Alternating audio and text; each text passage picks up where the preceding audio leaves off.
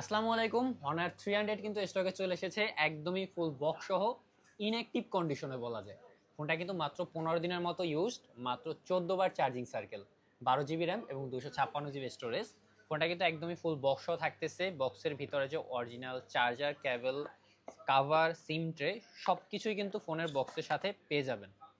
এই ফোনটাতে কিন্তু 120 হার্জের অ্যামোলেড ডিসপ্লে রয়েছে, চিপসেট রয়েছে কিন্তু 7 Gen 3, 4K পর্যন্ত ভিডিও রেকর্ড করতে পারবেন। 50 মেগাপিক্সেলের মেইন ক্যামেরা ব্যবহার করা হয়েছে কিন্তু এই ফোনটাতে।